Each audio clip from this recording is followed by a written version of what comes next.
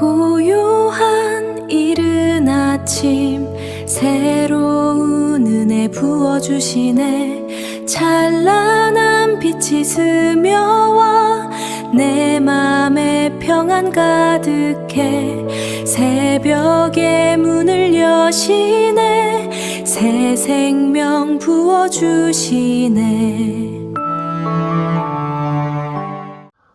우리 하루를 인도하신 하나님을 신뢰하며 새벽 기도를 시작하도록 하겠습니다. 자비로우신 아버지 하나님, 오늘도 이 새벽에 주님을 찾게 하시니 감사합니다.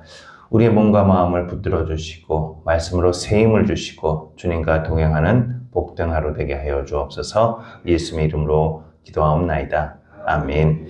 나는 전능하신 아버지 하나님 천지의 창조주를 믿습니다. 나는 그의 유일하신 아들 우리 주 예수 그리스도를 믿습니다. 그는 성령으로 잉태되어 동정녀 마리에게서 나시고 본디오 빌라도에게 고난을 받아 십자가에 못 박혀 죽으시고 장사된 지 사흘 만에 죽은 자 가운데서 다시 살아나셨으며 하늘에 오르시어 전능하신 아버지 하나님 우편에 앉아 계시다가 거기로부터 살아있는 자와 죽은 자를 심판하러 오십니다. 나는 성령을 믿으며 거룩한 공교회와 성도의 교제와 죄를 용서받는 것과 몸의 부활과 영생을 믿습니다. 아멘. 오늘도 하나님께서 우리를 깨워 말씀 앞으로 부르신 은혜에 감사드립니다. 이 새벽 우리의 마음이 다시 살아나시고 또한 식었던 믿음이 회복되며 복음의 감격이 다시 뜨거워지는 복된 시간이 되시기를 주의 이름으로 축복합니다. 오늘 우리가 살펴볼 말씀의 제목은 전해져야 복음이다 입니다. 지난 시간 우리는 예수님의 무덤을 지키던 사람들의 이야기를 보았습니다. 대제사장과 바리새인들이 돌을 맞고 군인들을 세워 무덤을 지켰습니다. 하지만 하나님의 역사는 그 누구도 막을 수 없었습니다. 사람은 무덤을 지켰지만 하나님께서 생명을 일으켜셨기 때문입니다. 그리고 오늘 마태복음 28장에서는 드디어 부활의 아침이 밝아옵니다. 예수님의 이야기는 이 무덤에서 끝나지 않습니다. 예수님은 살아나셨고 그 소식은 세상으로 퍼져나가기 시작합니다. 사랑하는 성도 여러분, 복음은 마음속에만 담겨두어서는 아니 됩니다. 복음은 전해져야 복음입니다.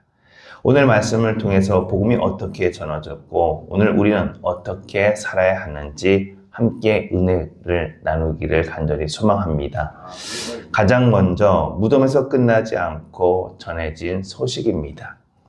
본문 1절부터 7절을 보면 막달라 마리아와 다른 마리아가 무거운 마음으로 무덤으로 갔습니다. 예수님이 죽으셨기 때문입니다. 그래서 그들은 슬픔과 눈물 속에 무덤을 찾아갔던 것입니다. 그런데 놀라운 일이 일어납니다. 큰 지진이 나고 천사가 내려와 돌을 굴려냅니다. 그리고 이렇게 말합니다. 그가 여기에 계시지 않고 살아나셨느니라. 사랑하는 성도 여러분, 이것이 복음입니다. 복음은 단순히 예수님이 좋으신 분이다, 이것을 이야기하는 것이 아니라 복음은 예수님이 살아나셨습니다. 이것이 바로 복음입니다. 예수님은 죽음으로 끝나지 않으셨고 무덤에 갇혀 계시지도 않으셨습니다. 그래서 천사는 가서 그의 제자들에게 전하라고 말합니다. 여기서 중요한 것이 바로 전하다입니다. 복음은 혼자 알고 끝내는 소식이 아니라 반드시 전해져야 한다는 소식을 천사의 입을 통해 증언하고 있습니다. 그래서 신학적으로 복음은 기쁜 소식이라는 뜻입니다. 죄인이 구원받을 수 있는 길이 열렸다는 소식, 죽음이 끝이 아니라는 소식, 예수님 안에 영생이 있다는 소식. 그러니 이 소식은 숨길 수가 없습니다. 불이 나면 사람들이 소리치고 좋은 일이 생기면 알려주고 싶어 하지 않습니까? 그러니 가장 좋은 소식인 복음을 입 다물고 있으면 안 된다는 것입니다. 오늘날 많은 사람들은 많은 다양한 소식을 전하고 있습니다. 건강 이야기, 뉴스 이야기, 세상 이야기는 참 잘 전하고 있는데 그런데 복음은 점점 말하지 않고 들리지도 않습니다. 왜 그러겠습니까? 복음의 감격이 약해졌기 때문입니다. 예수님이 정말 살아계신 것을 믿는다면 우리는 말할 수밖에 없을 것입니다. 주님이 살아계십니다. 예수님이 나를 살리셨습니다. 예수님 안에 소망이 있습니다. 이 고백이 다시 우리 입술에 가득 살아나시기를 간절히 소망합니다. 오늘 이 귀한 복음을 전하는 전도자로서 승리하는 복된 삶이 되시기를 주의 이름으로 축복합니다. 또한 두 번째는 두려운 사람을 통해서도 전해진 복음이라는 것입니다. 본문을 보면 처음 복음을 들은 사람들은 대단한 사람들이 아니었습니다.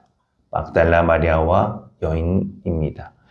당시 사회에서는 여성의 증언을 중요하게 여기지 않던 시대였습니다.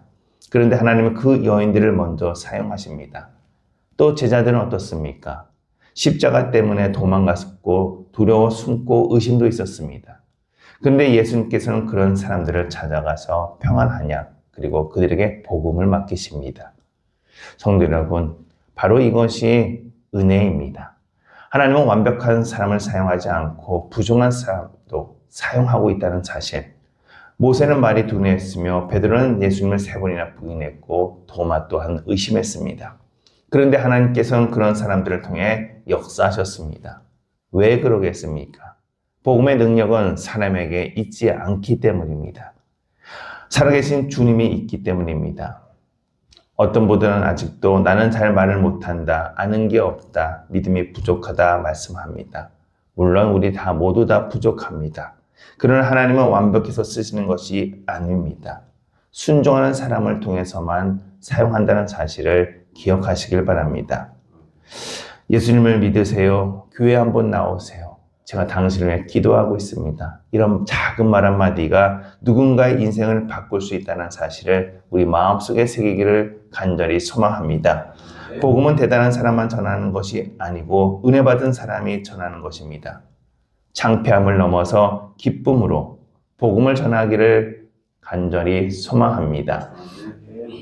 세 번째 마지막으로는 모든 세상으로 계속 전해져야 할 복음입니다.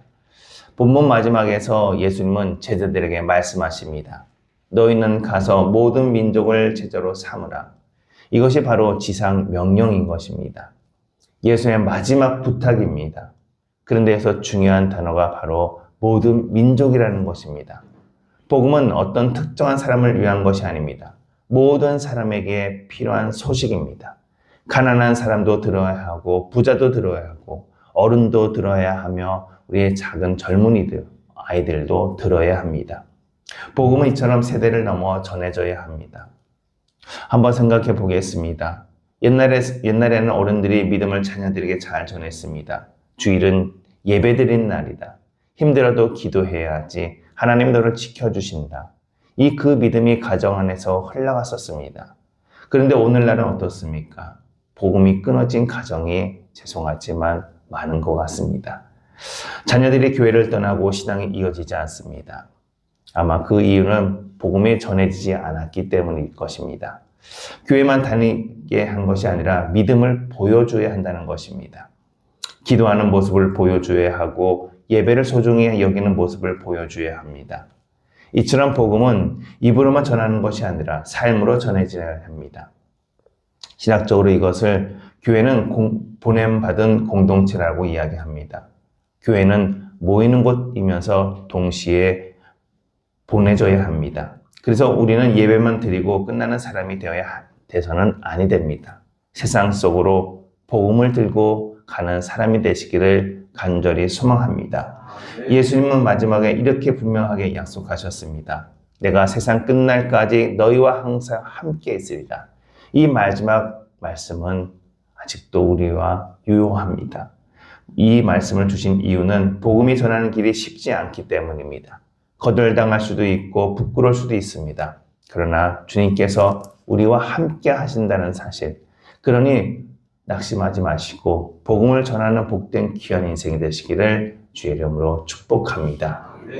사랑하는 성도 여러분, 복음은 무덤에서 멈추지 않았습니다. 예루살렘을 넘어 세상으로 퍼져갔습니다. 그리고 오늘 우리에게도 왔습니다. 누군가가 전해졌기 때문인 줄로 믿습니다.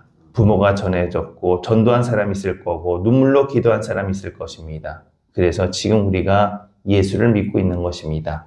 그렇다면 이제는 우리가 전할 차례임을 믿음으로 고백하시기를 간절히 소망합니다. 복음은 전해져야 복음이고 입담은 복음은 멈춘 복음이며 흘러가는 복음이야말로 살아있는 복음입니다. 거창하지 않아도 됩니다. 예수를 믿고 힘내세요. 함께 예배드립시다. 교회에 와보세요. 이 작은 말 한마디가 우리를 사용하시는 증거입니다. 남은 인생 동안 복음을 전하는 복된 삶이 되시기를 간절히 소망합니다. 그래서 가정 가운데 복음이 전해지고 자녀에게 복음이 전해지고 이웃에게 복음이 전해지는 저와 여러분이 되시기를 주의 이름으로 축복합니다. 기도하시겠습니다. 거룩하신 아버지 하나님, 죽음을 이기시고 부활하신 예수님을 찬양합니다. 그동안 마태복음을 통해서 우리에게 복음을 들려주시고 믿게 하신 은혜에 감사합니다. 이 귀한 복음을 우리만 간직하지 말게 하시고 담대히 전하게 하옵소서. 두려움보다도 믿음을 주시고 부끄러움보다도 담대함을 주시고 우리 가정과 자녀들에게 복음이 이어질 뿐만 아니라 우리 교회를 복음 전하는 교회가 되게 하여 주옵소서. 그래서 남은 삶 동안 살아계신 예수님을 증거하는 복된 인생 되게 하여 주옵소서. 오늘도 주님의 몸된 교회를 지켜주시고 1구역부터 3구역의 모든 가정과 멀리 떨어진 자녀들에게도 같은 은혜 주시고 우리에게 허락한 삶의 터전에서 수고의 땀을 통해 어려움을 당하지 않게 하옵소서. 주님, 지금도 몸이 아파 고통 가운데 있는 환우들이 있사오니 기억하여 주옵소서. 아픈 자리마다 주님의 손을 얹어주시고 상한 몸을 어루만져 주시며 눈에 보이지 않는 곳까지 주님의 빛으로 비추어져서 병의 근원이 깨끗하게 사라지게 하여 주옵소서. 그 고통 중에서도 주님을 더욱더 붙들게 하시고 믿음이 더 깊어지는 은혜가 있게 하여 주옵소서.